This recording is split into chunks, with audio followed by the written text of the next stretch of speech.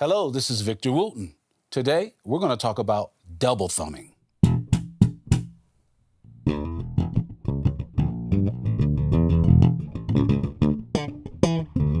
Okay, let's dive right in. Double thumbing, right? Or double slapping, double thumbing. Let's start by just defining what it is. Let me make it easy for you. If you've ever seen or used a pick on the guitar or the bass, down and up, that's all it is. You're using your thumb like a pick, down and up, right? Just like a pick. Don't think of it any harder than that. And if you're having trouble double thumbing, put the thumb down and pick up a pick, all right? So a lot of the times I talk about and teach double thumbing as if you're holding a giant pick, right? And let the thumb go down and up. And at first, as fast or as slow as you want, just get the thumb in and out of that string. And make sure you're working on all of the strings. If you're using a 6-string, double thumb all the strings. But again, I'm not thinking about it like double thumbing. I'm thinking about it like using a pick, because then it's not a new technique. It's an old technique. Everyone uses a pick. I'm using my thumb like a pick. So if you notice when a lot of people slap, you bounce off the string. If you're going to double thumb, no bouncing. You have to go through the string. If I'm going to double thumb on the E string, I go through it. I hit the E string at an angle in towards my body just a little, and my thumb stops on the next string. So if I'm thumbing the E, my thumb stops on the A. I'm not pushing in too hard, right? Just a little bit.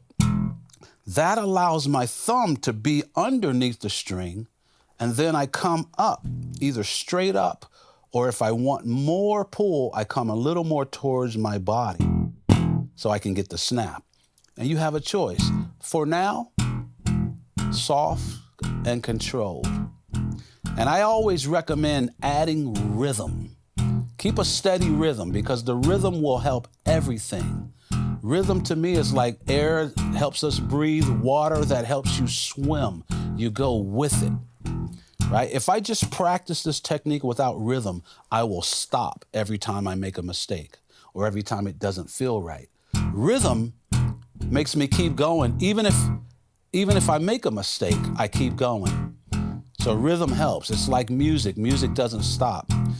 Now, once you have the technique, even just a little, again, don't wait until you're good at this. Start playing it in rhythm right away. Do all the strings, open strings. If you notice, my fretting hand is lightly muting the strings. So it's not, right? It's not just open ringing strings. I'm slightly muting so that you get that thumping, slapping sound, right? All the strings, twice. Down and up. If you want to do it slower, do it slower. If you want to do it faster, do it faster. The key is you want to do it at all dynamic levels and all different tempos. Okay? Right, so those are open strings. Now we want to add the left hand, my fretting hand, into it so that I can play notes. And you can start by just, instead of just laying my fingers, my fretting hand fingers lightly on the strings, if I just push them down, I hear a note, like magic. Now I can just go up those strings, up those notes.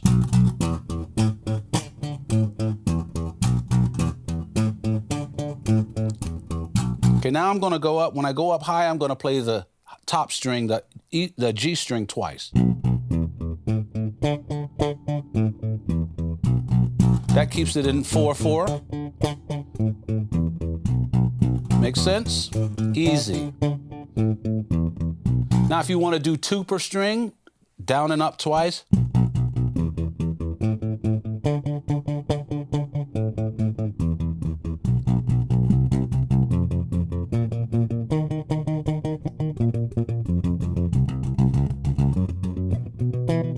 Relax.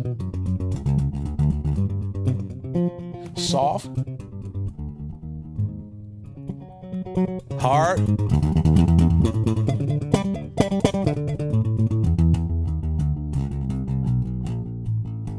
Scales.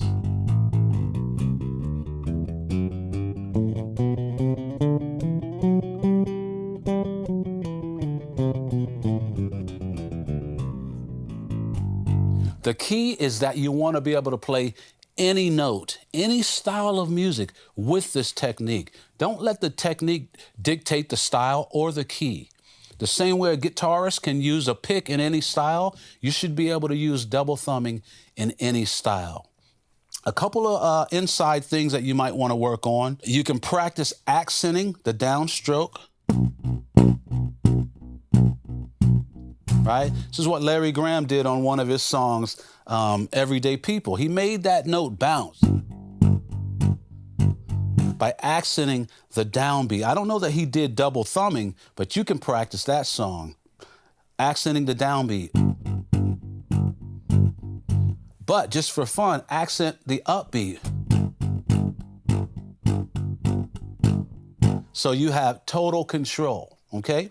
That's really all there is to double thumbing. Think of it easy, but I'm gonna give you one more tip. If you use your thumb already, you know how to thumb. Maybe I'm gonna thumb this E on the 7th fret and pluck a high E on the 9th fret. You already know how to do that, right? Let's add double thumbing to it. So when I play this E, I come up with the thumb, then I pluck.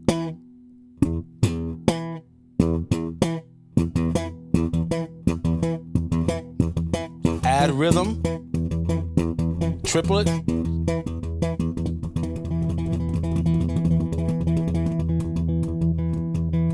Make sure you can do it at different tempos as well as different dynamic levels. Now you play your scales that way.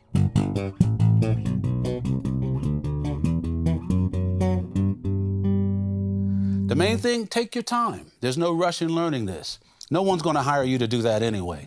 It's just some fun extra tips that we can use on the bass. So have fun with it, but as I like to always say, keep it musical.